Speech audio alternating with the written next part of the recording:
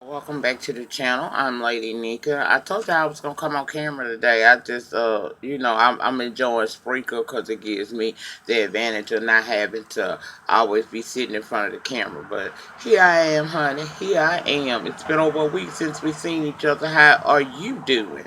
Hope you're doing well. I'm doing well as well this good morning that the Lord hath made. We're here to talk about Love and Hip Hop Hollywood. This is season 4, episode 11, Friends with Benefits. And we're going to jump right on off into it because, see, I'm getting tired now, y'all. It's been 11 episodes. How many more we got before the reunion?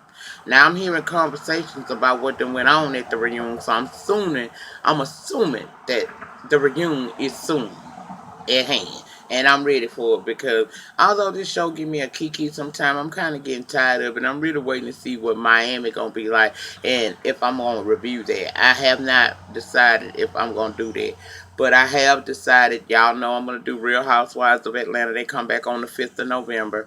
I will be doing Married to Medicine. It will come on right after Housewives of Atlanta, and then they got this. I don't know if it's gonna be a 30-minute show or a full hour show. Escape just kicking it where it digs into how all the old shit from Escape as well as what moving forward what they're gonna be doing as a group now. So I'll be reviewing all three of them. Child, my Sunday night's gonna be lit again. My Sunday's gonna be like my Wednesdays was, but I'll be reviewing it. I will be reviewing all three of those shows. I don't know if I will review Love and Hip Hop Miami. If nothing else, I probably will be watching it, but I'm not gonna promise y'all I'm gonna review it. But let's talk about last night's episode briefly. You got Brewery and Brooke meeting up at the beach. She says she need to break away after that debacle that went on at Booby listening party. She want a break. She need this break. And Booby saying it's always a wonderful thing when he can spend some time with his Brookie Brooke. Okay? Now, her thing is what's really going on with Hazel. Now, for way Booby made it seem like it ain't nothing with Hazel. It was never nothing. He led us to believe he never even had sex with this girl. But that ain't what she telling.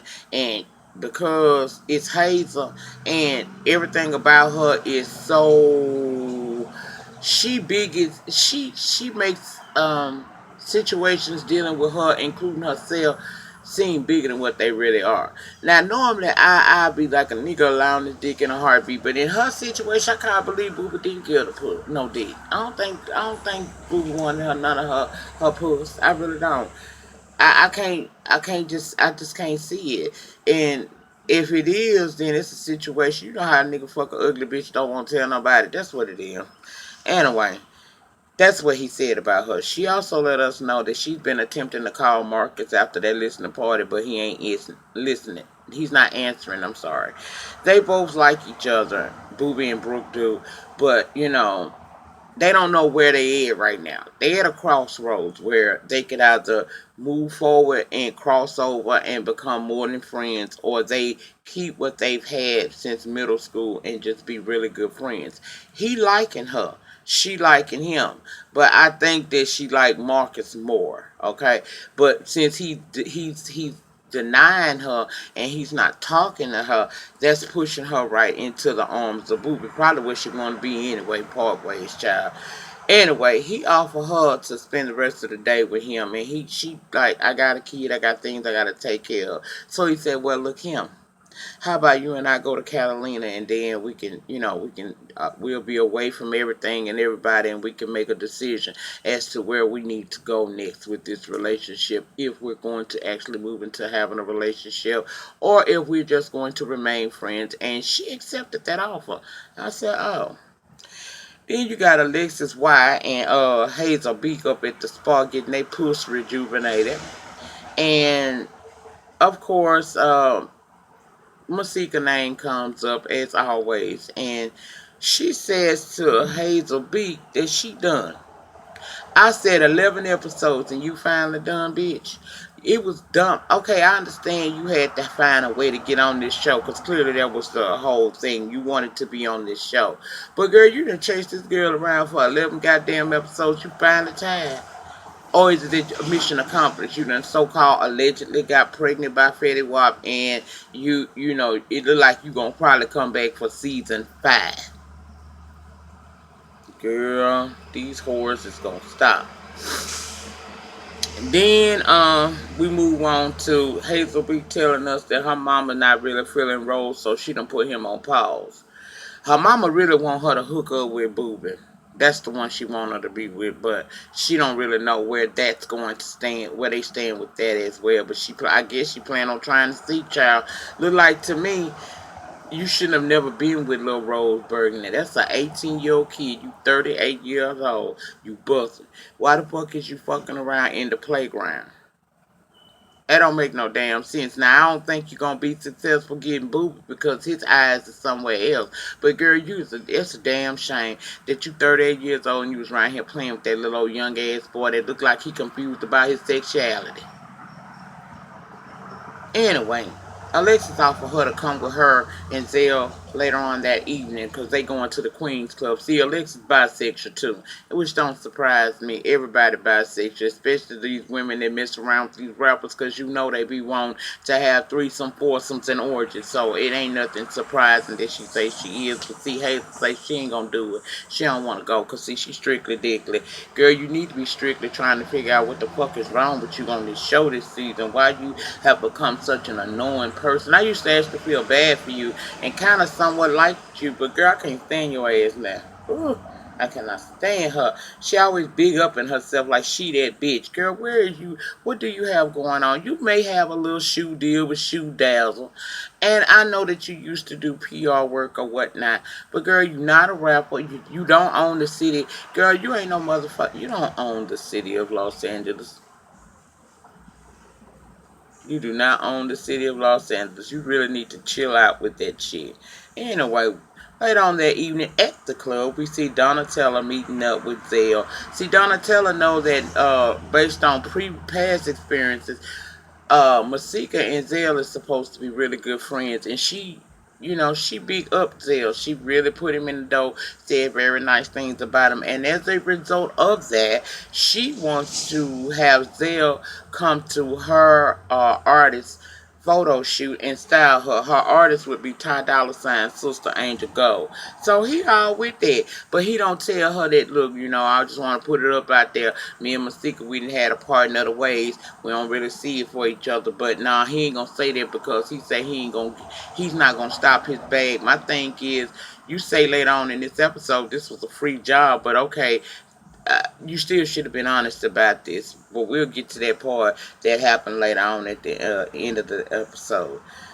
He tell her, okay, he with him. He gonna come and he gonna style Angel Gold for her. Then he offered her to come on over to the other side of the club because he finna meet up with AD and Alexis and had themselves a wang dang doodle of a time. Donatello wasn't interested in that, so he goes on over there, and of course, AD is already there. And this is where I side-eyed AD. AD, I understand you and Malik may be having you and Monique may be having some problems, but why would you talk to Zell Swag of all people about what's going on in your relationship with this woman? Now, you see that there's been some form of discourse between the two of them. Okay? You see what's been going on. Ain't like you're not aware of what's been going on because you are very aware of what's been going on. But yet you sit there and you discuss your personal life with this dude who, although may be funny, we all know that he's extremely fucking messy. And it's only a matter of time before your business is out there. Now, they talking. Why the hell did they have Alexa Scott come floating up in that bitch in slow motion like she was the second coming of Christ or the world's most beautiful woman? Girl, you alright looking. You look trainee-ish to me, if you ask me. I'm just being honest. She look like she once was a boy, now she's a girl. But I ain't gonna say that that's true. That's just how she looks sometimes. That bitch go from looking like a Kardashian to Black China to looking like a transsexual. That's what the fuck she does for me. But she coming now, and immediately, her and AD, they want to get out on dance floor and have a good time. So they out there dry humping each other, and I'm like, see, Once again, AD, you taking it too far. I understand you and Monique may be having a partner of the ways right now, or y'all not seeing eye to eye. Why would you be dry humping a girl that she just had beef with? I don't care if they squash beef or not. Squashing beef don't mean we friends. That just means we could be cordial with one another. Now, every time you see me, bitch, you ain't got to worry about me knocking your ass off. That don't mean that we friends and you supposed to be dry humping this girl like this. And you got to know Monique is going to find out about this, and when she does, it's gonna be a problem. They'll say because Moniece keep trying to put him in a situation and corner him with a motherfucker he don't like, he ain't got no allegiance to her. So that means if they happen to bust out fucking, he wouldn't give a damn. In fact, he probably would film it and send it to Moniece. Child, what the hell ever.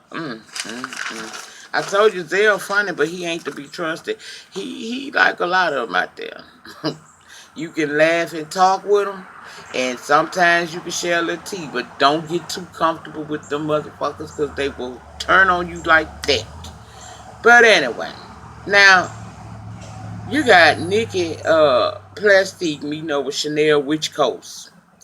And they at this day party, and Plastique is basically, her and Chanel sitting there talking. Chanel saying, "Look, girl, I appreciate you stepping in and having a talk with Hazel."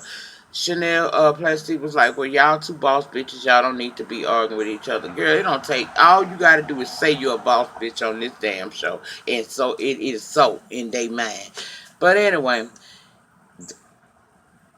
Dirty Lucha come up. Now he apologized to Plastique for Sarah coming through his photo shoot with Alexis Sky. Her photo shoot with Alexis Sky and wreaking havoc. She said she ain't got no problem with him, she could accept the apology or whatever. Next thing I know, he starts eyeing Chanel. And y'all know that all you gotta do is ask Chanel what she do, and that bitch is wide open. She starts talking about the music. She's a rapper and who all she done work with. And it's clear that he may work with her in that studio, but he more interested in working with her between her legs. They had Safari there too. I don't know why the hell Safari was there. I almost forgot he was on this show. But he there, he making little passes at Nikki. She rebuffing him and everything. But they still friends and things. So that's good. That would be a good man relationship for him to be in with Nikki, baby. But Nikki on the money team right now, so it ain't gonna happen. But anyhow, Lucha say basically, he interested in her as an artist or whatnot, but he kept sending her sexual innuendos, and she act like she wasn't catching them. Buttercup, is you okay? Buttercup, is you okay? Because that man was talking about you up under your damn clothes, and you so happy that he's paying you any attention, and that I guess in your mind he's somebody in the music business. I never heard of this Dirty Lucha till this motherfucker showed up on this show. Just like the majority of these people, I don't know. We see Keisha and Booby go shopping for a little baby, Keisha and Booby, and he asking her if she missed him at the house playfully. She said, "Hell no." He shared with Keisha that he has a friend that he's been buddied with for a minute, but he's starting to feel some kind of way, and he is kind of scared because they've been friends so long. If they cross over, what will happen? Will it be successful, or will they lose the friendship if this shit don't go right? She eventually tells her it's Brooke. She didn't seem like she was all that shocked about it. She said, "Look, you have been knowing her for a while, and if y'all really feeling each other, take your time, keep it 100 with one another, and do what you do." She told us in the confessional, she don't mind, she ain't got no problem with him being happy. He just can't be happy with her. And he deserves love. He just can't get it from her. She also gave him a tip that I think he should really seriously take into consideration. She told his ass that music thing wasn't his forte. Go back to your ball. Now, I don't know what his injury was with his leg that, I do know he got a pin there.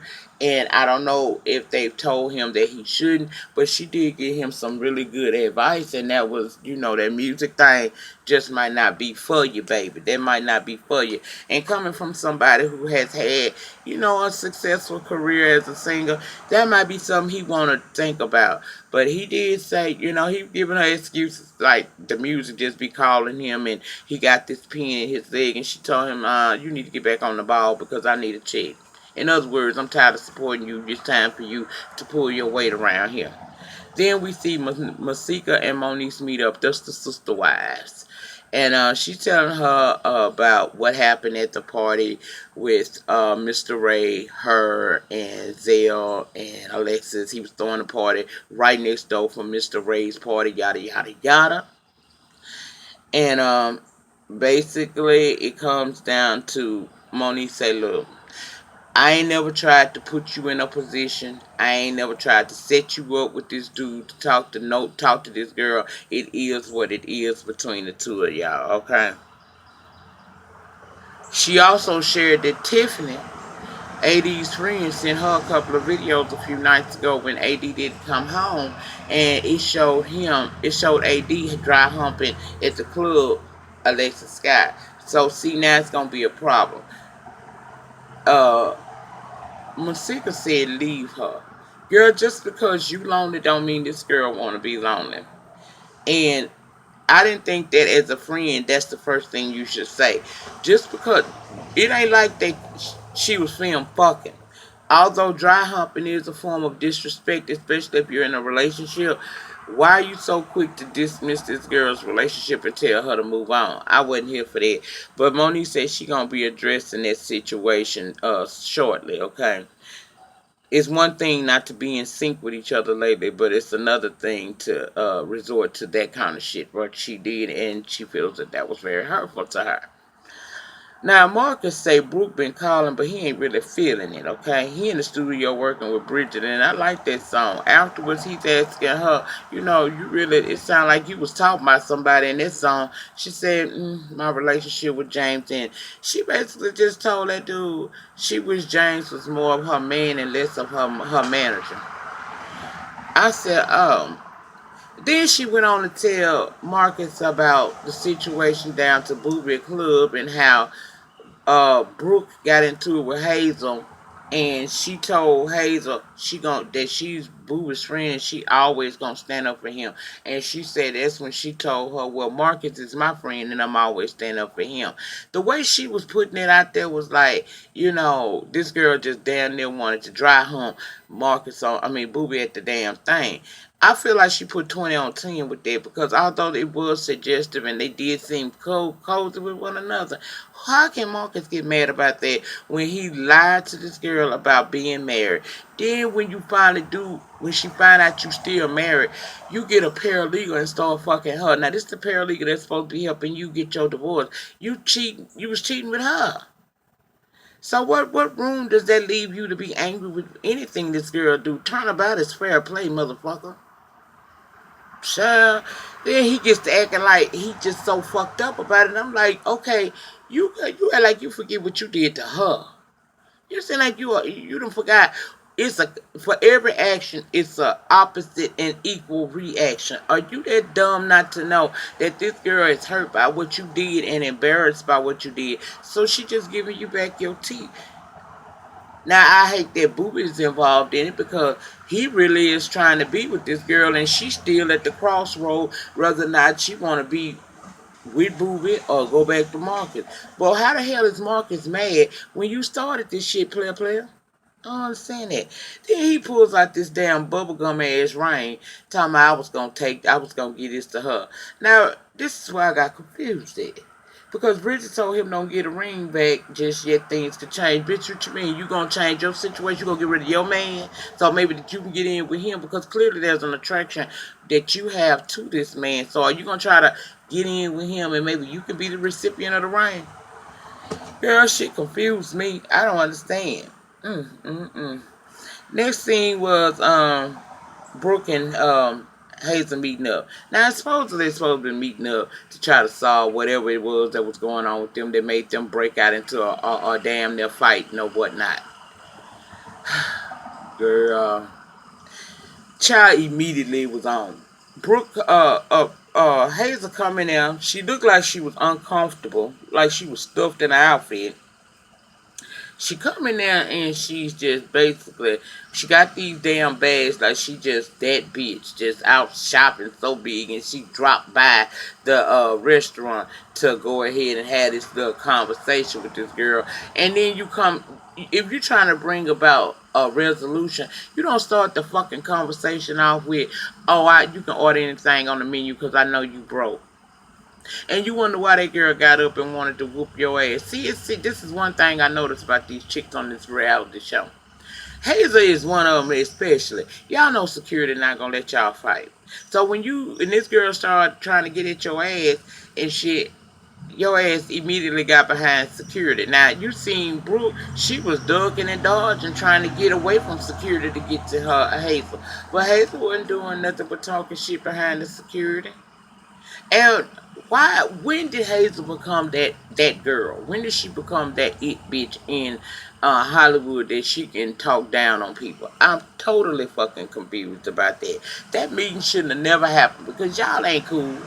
Hazel half-ass wanna fuck Booby now, and she gonna come at you and call you broke, talking about you ain't had a hit in 15 years. And if she had ever had a hit, that would be a good one.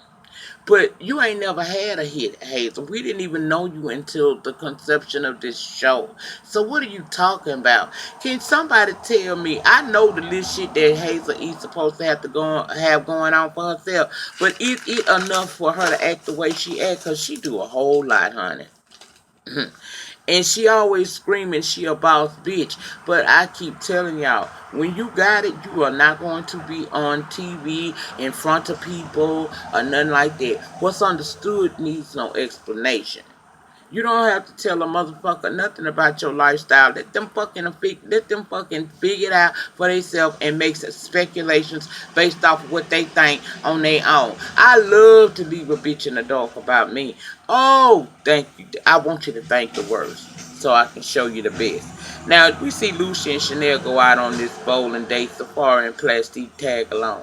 Now, Safari and Plastique go to get the food, and Lucy asks Chanel if she was scared. She said no, she just cautious. Then they move to the music, and that's when she tells him that, she did meet A11, and he kind of dissed her, and she's saying, like, she think that when they first met the first time, it was a mix-up with text messaging, or her ex was fucking with the text messaging. And I'm like, girl, lies you tell, because this boy told you last week he didn't text you. Y'all was in the same vicinity. He came up and talked to you, and you dissed him because you thought at the time he wasn't worthy of your time. Now the tables done flip. He's hot and you not, and you trying to get on.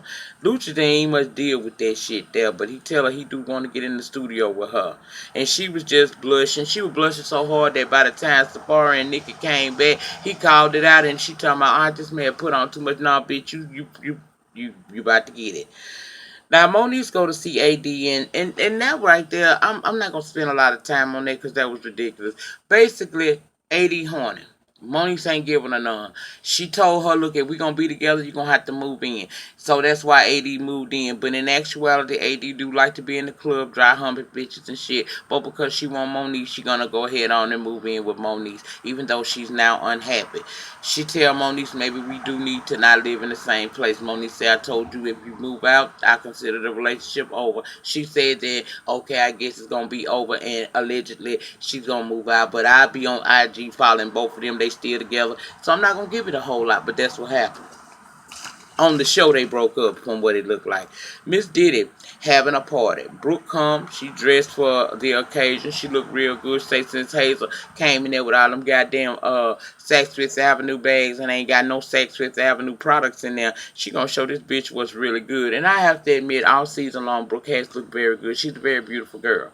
She mentions to Miss Diddy what's going on between her and Marcus, and Miss Diddy's like, look, y'all need to work this shit out, basically. Y'all need to sit down and have a grown person conversation, and he here, so come on, let me get you over here so you and him could have this conversation. And that was about the most mature adult thing I heard. Brooke go over there where he is. Next thing you know, oh, she also told Miss Diddy about Booby asking her to go to Catalina. Miss Diddy say, look, before you do that, you need to shut this down here if it's gonna be shut down. But I think it can be salvaged. So that's how she wound up going over and talking to Marcus, who was at the time talking to James, actually about her when she came up. Now she asked James would he excuse them a minute. Marcus basically said no, because we was having a conversation. James realized they need to have that conversation, so he tell him, "Look, I'm gonna excuse myself." And like I told y'all before, Marcus don't see shit the way it really is. Marcus want to play like he's so fucked up in the head behind her hanging out with Booby and being around Booby, but he forgetting what the fuck he did. And I don't care if your mama, your daughter, and your dog like this girl. At the end of the day, you hurt her.